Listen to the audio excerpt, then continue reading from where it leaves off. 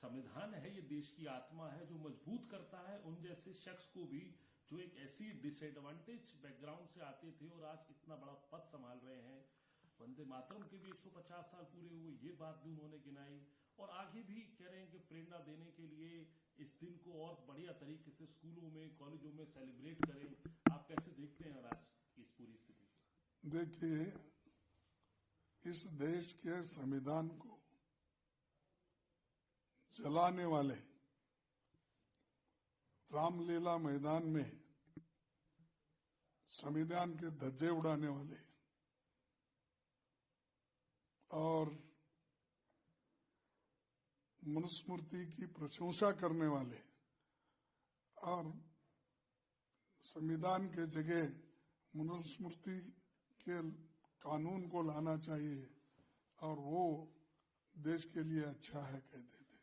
जिस मनुस्मृति में महिलाओं के लिए कोई जगह नहीं है, महिलाओं को भी अस्पृश्य समझते थे, अनटचेबल, और अनटचेबल तो अनटचेबल थे ही, और समाज को ऐसा डिवाइड किया मनुस्मृति ने। तो एक ब्राह्मण वर्ग उन्होंने तैयार किया, एक क्षत्रिय किया, एक वैश्य किया, एक शूद्र किया और एक अतिशूद्र भी आजकल है जिसमें अनटचेबिलिटी लोगों को उधर फेंक दिया। तो ऐसे मनुस्मृति को आप संविधान से कंपेयर करते हो। संविधान तो सबके लिए है।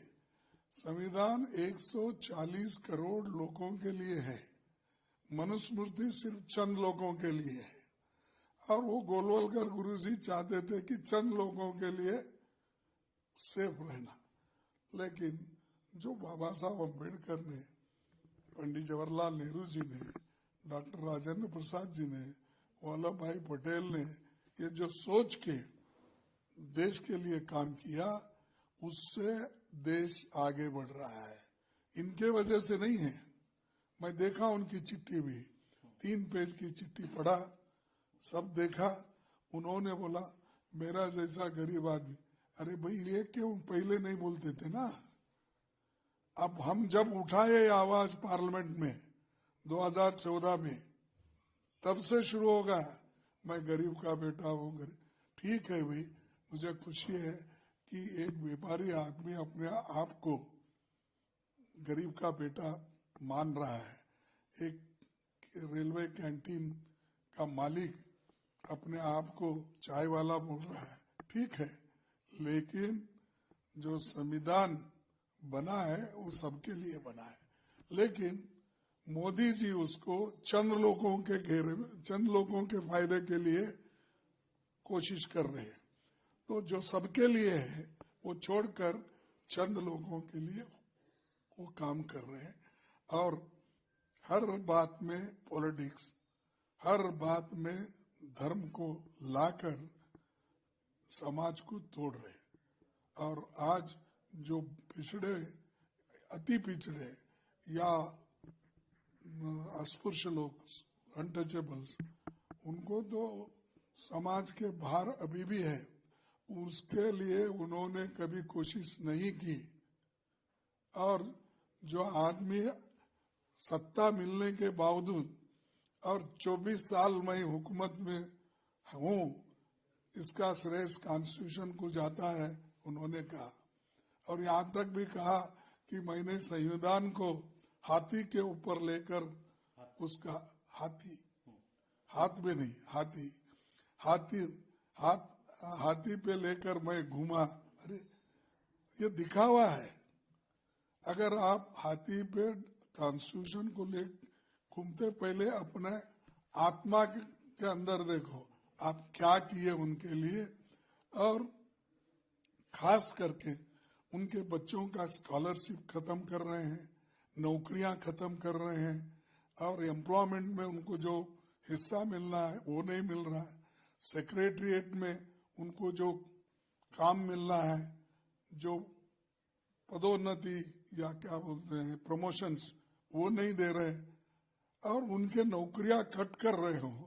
रिजर्वेशन को खत्म कर रहे हो और दूसरे मुंह से ये बोलते हैं कि मैं संविधान का हाथी के ऊपर ये अपना प्रोसेशन निकाला। और यहाँ पर आने के बाद, पार्लियामेंट मेंबर बनने के बाद, पहले इलेक्शन में मैं नतमस्तक पार्लियामेंट को करके अंदर घुसा। सेकंड टाइम मैं चुन के आया तो मैं संविधान को अपने सर पर लगाया, माथे को लगाया। ये सब नाटक छोड़िए। असल बात क्या है? क्या आप किस तरीके का सोसाइटी बनाना चाहते हैं?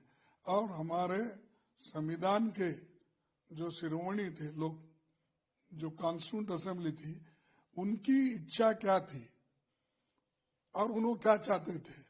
और बाबा साहब अम्बेडकर कैसा समाज चाहते थे? नेहरू जी कैसा समाज चाहते थे?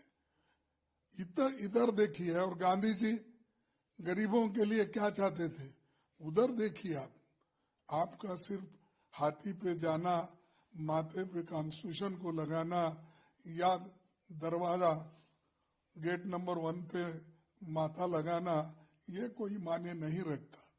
सर, एसआईआर की लड़ाई कैसे लड़ेंगे आप? क्योंकि बिहार जो है, एक ही सवाल है सिर्फ, एसआईआर की लड़ाई कैसे लड़ेंगे आप? क्योंकि बिहार का चुनाव भी था, वहां आप एसआईआर को लेकर बड़ा मुद्दा बनाया आपने, लेकिन सरकार ये कह रही है देखिए जनता ने मैंडेट दे दिया और जो है वो बता रहा है। देखो, मैं एसआईआर और बिहार के इलेक्शन के बारे में बाद में बात करूंगा। हमारा रिव्यू मीटिंग है कल, हम जानकारी कल लेंगे और लेकर हम बताएंगे कि क्या कैसा काका सरकार ने भूल की, वो बताएंगे। और ये वोट चोरी हो गई है, सच है। एसआईआर में गलती बहुत है और खास करके ईवीएम को भी मैं डेफिनेटली दोष देना चाहता हूं कि इलेक्शन कमीशन ईवीएम को भी मिसयूज कर रही है।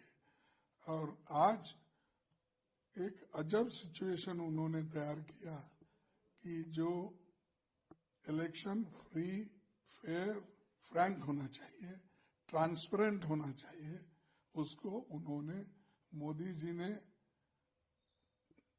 इलेक्शन कमीशन के थ्रू खत्म कर दिया। सर, आखिरी सवाल, तो आप बेंगलुरु निकल रहे हैं, लेकिन बार बार बीजेपी ये आरोप लगा रही है कि अस्थिरता है वहां पर, दोनों ही धड़ों में वहां सरकार है। डीके शिव कुमार अलग बात करते हैं, सिद्धरमैया अलग बात करते हैं। क्या कुछ है जो वहां आप लोगों की सरकार में चल रहा है? सर देखो, वहां की सरकार क्या कर रहे हैं वहां के लोग बोल सकते हैं, लेकिन मेरा कहना यह है कि ऐसे समस्याओं को हम सुलझाएंगे। हम हाईकमांड के लोग, मैं हूं, हमारे राहुल जी हैं, हमारी नेता, श्रेष्ठ नेता सोनिया गांधी जी है। हम बैठ के सोच के उसको कुछ किस ढंग से क्या कर रहे हैं, कैसा चल रहा है, उसको क्या करना है, जो मेडिसिन देना है वो सब देंगे उसके तहत। Thank you.